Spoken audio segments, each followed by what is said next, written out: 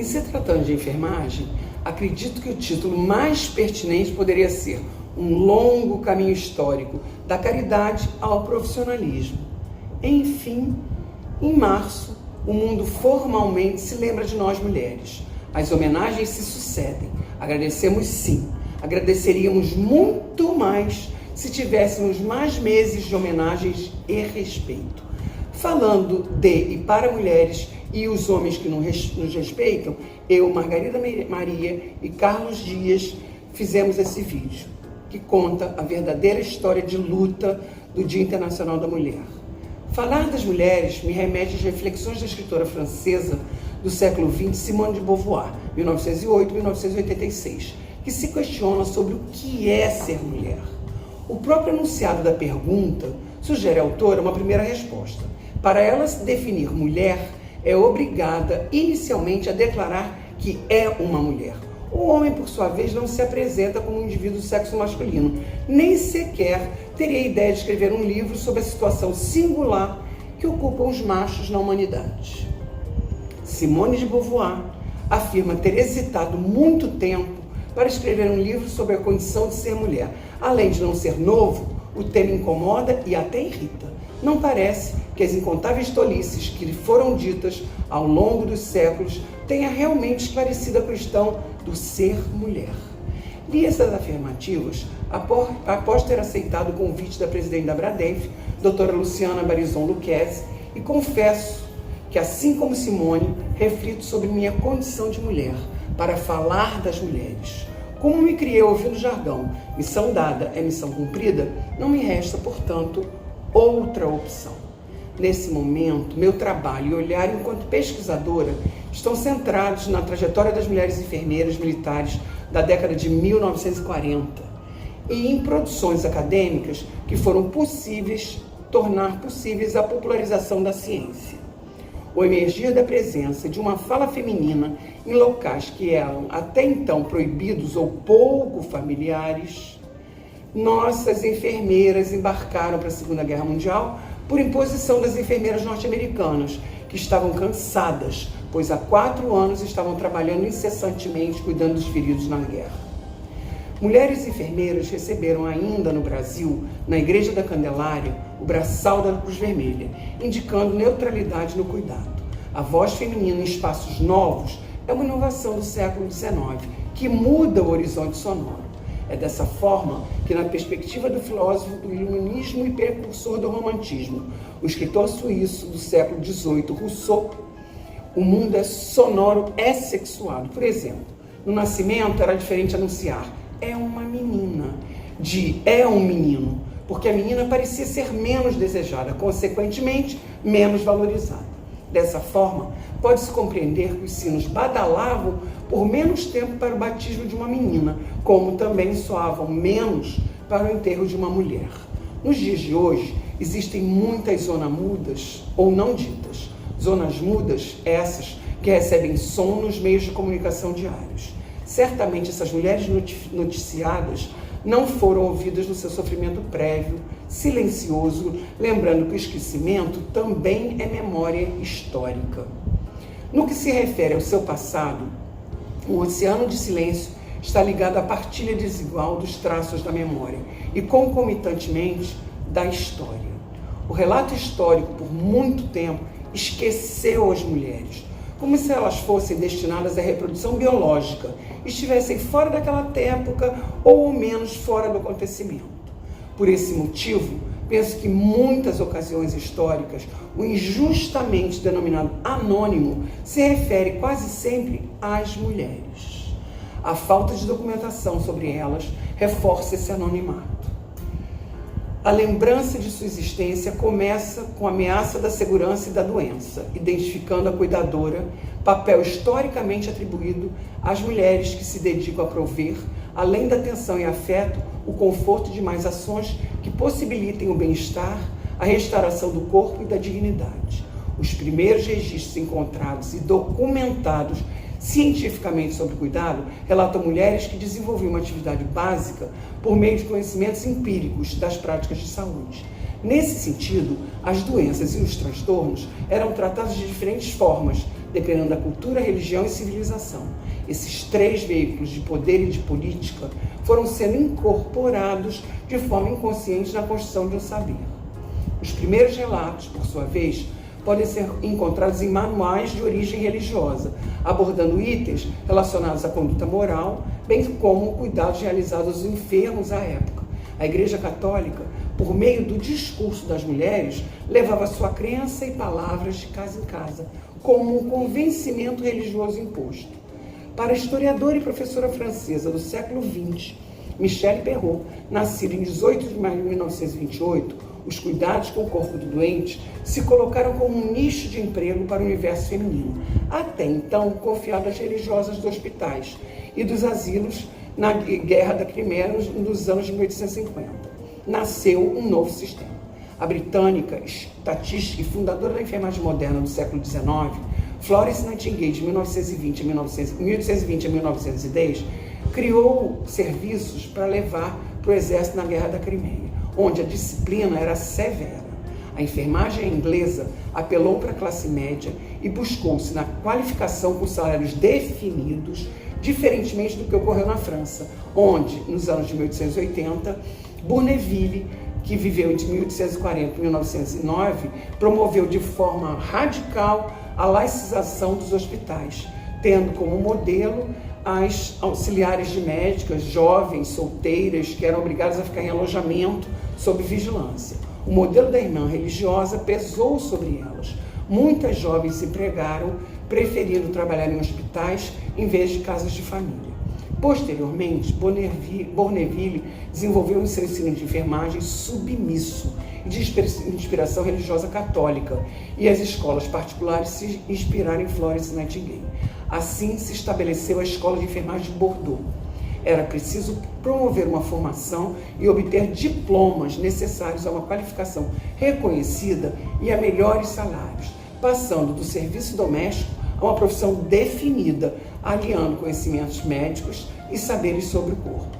Para Moreira e Oguiço, o livro do brasileiro Dr. Adolfo Pozzolo, para o curso da Escola de Enfermeiros e Enfermeiras de 1920, nos revela sua predileção por mulheres enfermeiras. Na verdade, tendo feito estudos na Europa e viajado por seus países, Pozzolo sofre a influência do que viu por lá. Segundo Pozzolo, a escolha por mulheres no curso de enfermagem deve-se ao fato de elas aparentarem ser mais caridosas, meigas e de atuarem com espírito de sacrifício. Sua preocupação quanto às questões de gênero encontra justificativa, uma vez que para ele os enfermeiros homens preferiam cuidar dos loucos e eram mais afeitos aos cuidados de saúde nas guerras e nas frentes de batalha e nos navios de combate. Florence Nightingale, por seu turno, preconizava o ensino de enfermagem a ser ministrado por enfermeiras, que deveriam ter maior autonomia e também executar o seu ofício como dirigentes das escolas. Moreira e Oguiço ainda informam que nas turmas da Escola de Enfermeiros e Enfermeiras, atualmente Escola de Enfermagem Alfredo Pinto, foi adotado o modelo francês de Bournonville, que, como sabemos, diferia das ideias de Florence. Essa escola brasileira teve inicialmente médicos como dirigentes e professores, com os alunos comportando-se com subserviência. Simone de Beauvoir vai mais longe em seus estudos, citando um dos principais filósofos gregos, Aristóteles, que viveu 384 a.C., que diz que a fêmea é fêmea em virtude de uma certa carência de qualidades, considerando que o caráter das mulheres sofria de uma deficiência natural. A Igreja Católica corroborava com esses ensinamentos, destacando as palavras de São Tomás de Aquino, que afirmou ser a mulher um homem incompleto, um ser ocasional, em que a Eva foi extraída do osso supranumerário de Adão. A humanidade é masculina e o homem define a mulher não em si, mas relativamente, e sentindo ela como um ser relativo e não autônomo. Inúmeros são os exemplos de subserviência na história do mundo. Rousseau ainda afirmava que as meninas devem ser refriadas desde cedo. O risco, sob todas as formas, é característica da virilidade. Dessa forma, as mulheres tinham que ter amor a Deus, a caridade, caráter forte, alma convocação sagrada a ser praticada por cristãos. Isso significa dizer que o cuidado culturalmente mais conectado a sentimentos, como afeto e religião, do que propriamente as instituições hospitalares. As mulheres saíram do silêncio e conseguiram, assim, visibilidade externa aos lares. Em busca de inspiração, encontro em Michelle Perrault a afirmação de que o discurso prolixo sobre as mulheres contrasta com a ausência de informações precisas e circunstanciadas sobre elas. Para essa escritora, a pesquisa feminina recente contribuiu para a reavaliação do poder das mulheres, para superar o discurso miserabilista da opressão, subvertendo o ponto de vista da dominação. As mulheres mostraram a presença, as ações, a plenitude de seus papéis e até mesmo coerência de sua cultura e a existência de seus poderes. As histórias que remetem à criação do Dia Internacional da Mulher alimentam a ideia vigente de que a data teria surgido a partir do incêndio de uma fábrica têxtil de Nova York, nos Estados Unidos, em 25 de março de 1911, quando 129 operárias mulheres, imigrantes judias e italianas, entre 13 e 23 anos, morreram carbonizadas ou se jogaram do edifício em chamas. As péssimas condições, com vários retalhos de tecido espalhados pelo chão, ajudaram a aumentar o fogo a se espalhar rapidamente. Na época, os trabalhadores eram trancados nas fábricas e os relógios eram cobertos para não terem noção de quanto tempo haviam trabalhado. O incêndio, sem dúvida, faz parte da história de luta das mulheres, porém como contexto, não como fator único de criação do 8 de março. Embora essa seja a narrativa mais conhecida quando se fala sobre a origem da data comemorativa, ela não se prova verídica. Este foi um movimento sufragista para conquistarem o direito de votar. A bem da verdade, o primeiro Dia Nacional da Mulher foi celebrado em maio de 1908 nos Estados Unidos, quando cerca de 1.500 mulheres aderiram a uma manifestação em prol da igualdade econômica e política no país. No ano seguinte, ou seja, em 1909, o Partido Socialista oficializou a data como sendo 28 de fevereiro, dia marcado por um protesto que reuniu mais de 3.000 pessoas no centro de Nova York e culminou, em novembro de 1909, em uma longa greve têxtil que fechou quase 500 fábricas norte-americanas. O objetivo era honrar as lutas femininas e, assim, obter suporte para instituir o voto feminino universal em diversas nações. A luta sindical das mulheres sinaliza o Dia Nacional. Vale enfatizar que outra mobilização a também influenciar feministas de países como Estados Unidos e Reino Unido foi a reivindicação que surgiu no movimento russo denominado Pão e Paz. O primeiro registro de proposição da data de 8 de março para ser comemorado o Dia Internacional das Mulheres ocorreu em 1910, durante a Segunda Conferência Internacional de Mulheres Socialistas na Dinamarca, quando Clara Zetkin, feminista, propôs como organizadora das mulheres trabalhadoras e socialistas que em todos os países fosse adotado um Dia Especial das Mulheres, cujo primeiro objetivo seria em defesa de condições dignas de trabalho e de promoção do direito ao voto feminino. De fábrica em fábrica, elas convocaram o operariado russo contra a monarquia e pelo fim da participação da Rússia na Primeira Guerra Mundial. A revolta se estendeu por vários dias, assumindo gradativamente um caráter de greve geral e luta política. A atuação dessas mulheres russas revolucionárias aqui retratadas é considerada imprescindível para o início da Revolução.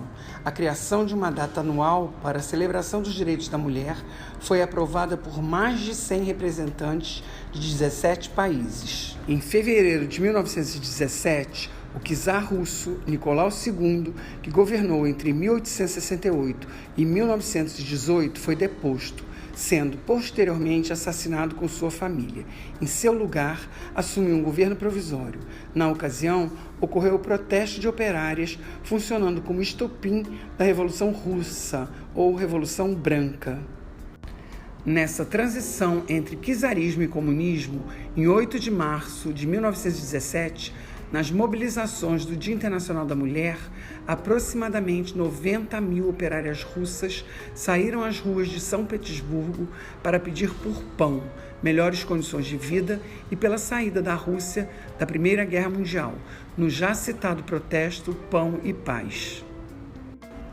Entre conquistas e controvérsias, o movimento feminista, que culminou com a criação do Dia Internacional da Mulher, ocorreu no decorrer de um período de transição, com o czarismo caindo em fevereiro de 1917 e o comunismo emergindo em outubro de 1917. Até que ponto o movimento dessas mulheres foi usado politicamente para derrubar um regime e facilitar a entrada do outro? É para se questionar. Enfatizando essas questões políticas, a consagração do direito de manifestação pública veio com o apoio internacional da ONU, que instituiu em 1975, em plena Guerra Fria, o 8 de março, como o Dia Internacional da Mulher. Março das Mulheres no Brasil.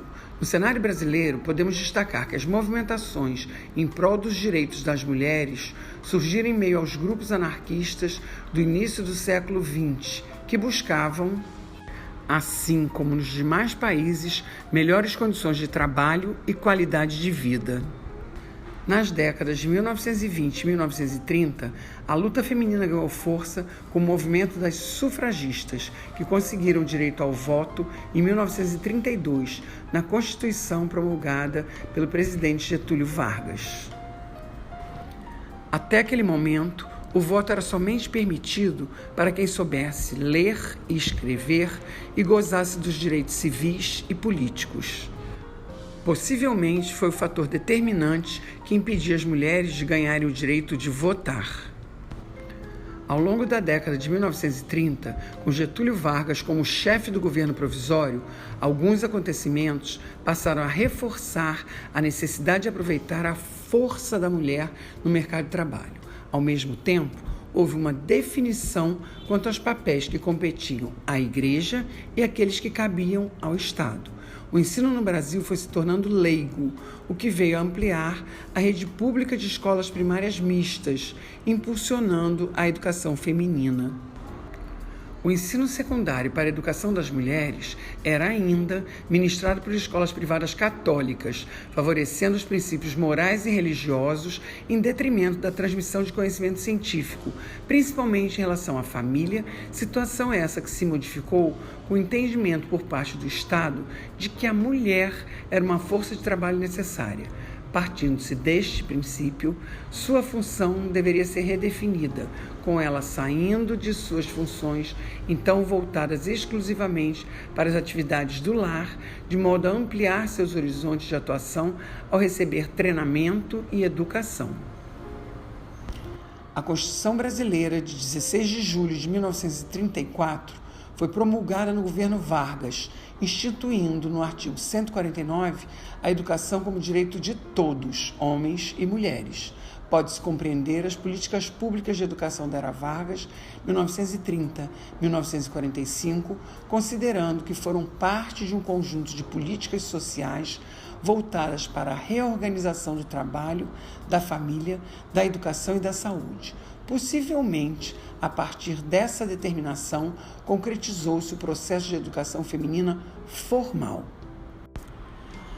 Durante a década de 1970, os movimentos feministas no Brasil associaram-se aos sociais e às ONGs de luta e resistência, havendo uma aproximação com os movimentos sociais dos negros e homossexuais, que passaram a incluir na pauta das discussões a igualdade entre homens e mulheres, a sexualidade e a saúde da mulher.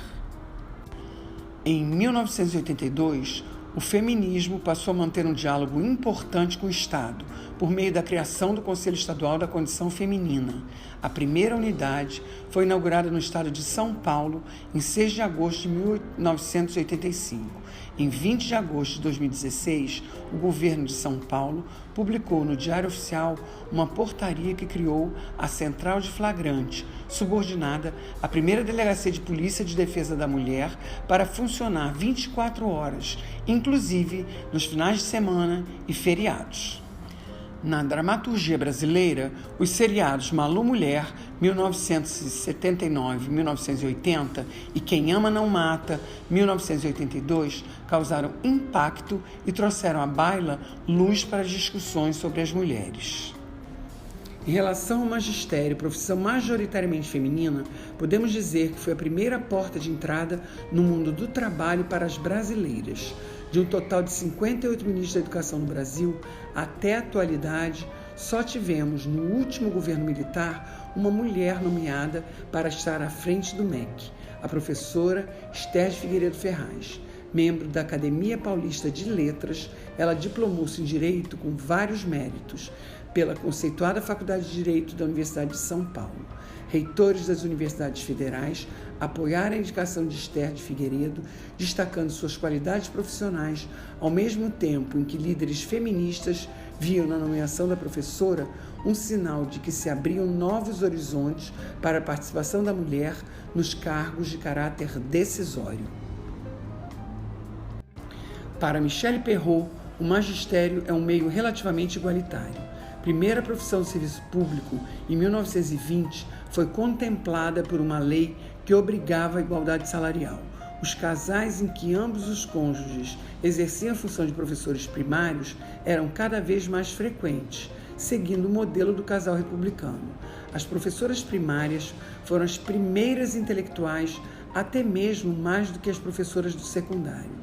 Estas eram, de início, em número menor, mais individualistas, mais solitárias, cerebralinas, expostas ao desprezo dos homens que as consideravam intrusas, pois em geral não causavam impacto e, por conseguinte, não cumpriam seu destino de mulher.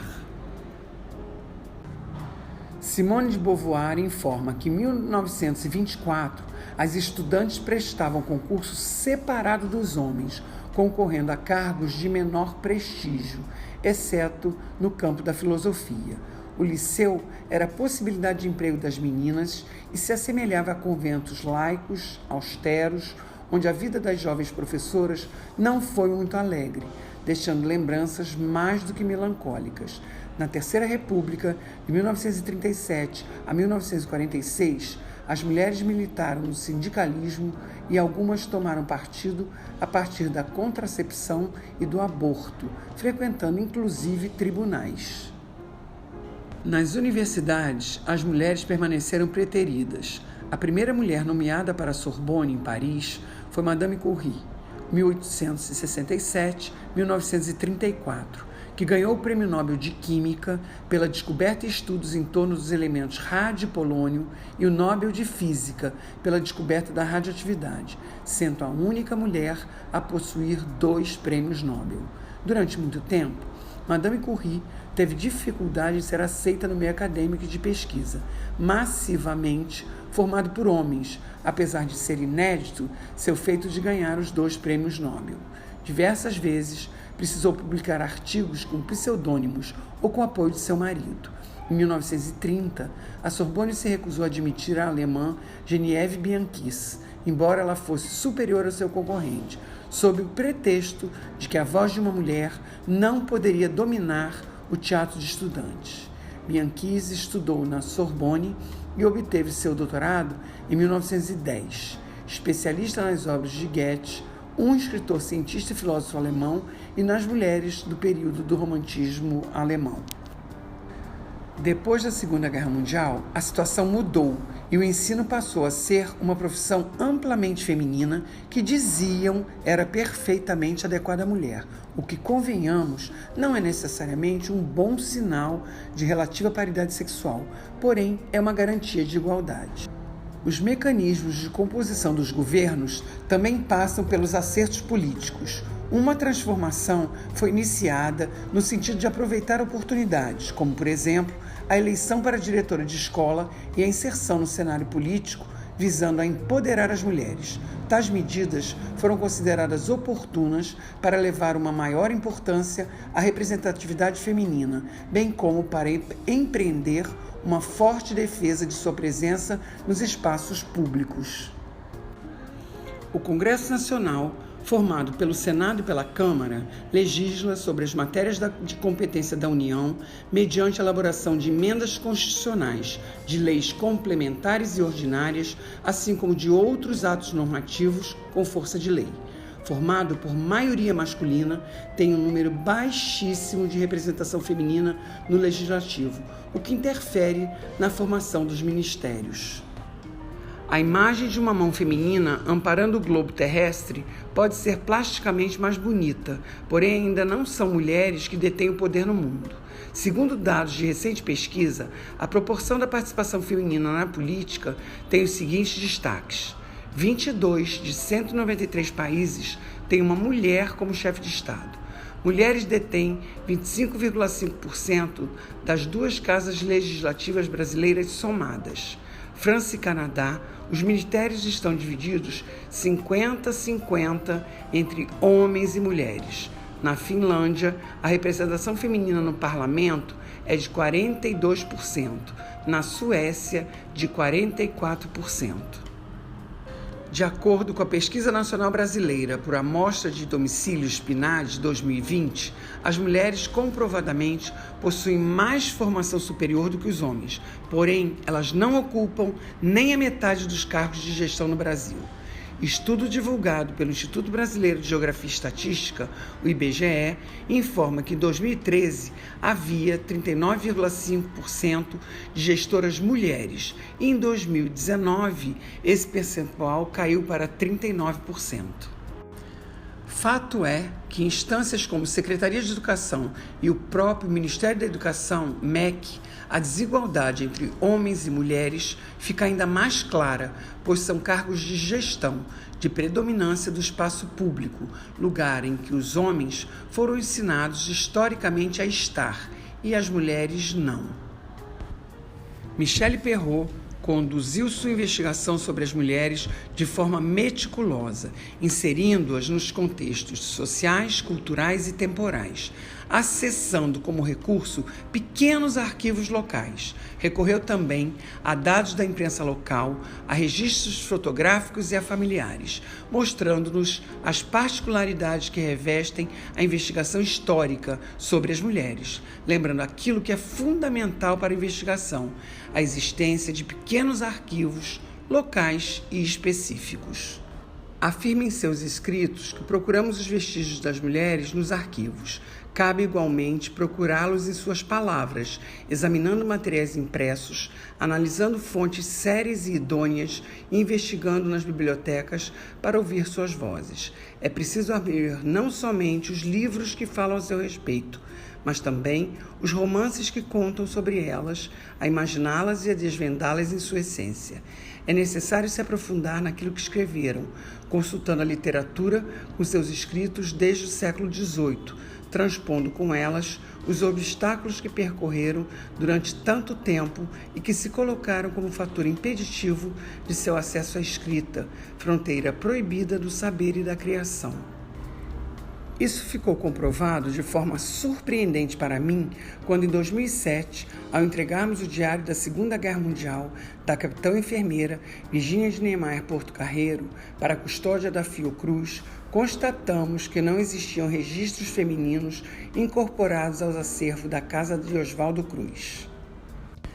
Finalizando minha fala, reflito que o empoderamento feminino formal vem acontecendo à medida que se constrói um consciente coletivo, podendo dizer que houve anteriormente um descuido com as suas memórias. Na atualidade, a iniciativa de preservá-las, além de revelar a existência de seus poderes, vem dando significado e presença à ação de algumas mulheres, como a já citada Madame Marie Curie, de 1867 a 1934, as escritoras brasileiras Cora Coralina, Clarice Lispector, Cecília Meirelles, a Madre Teresa de Calcutá, Irmã Dulce, entre outras, brasileiras e estrangeiras.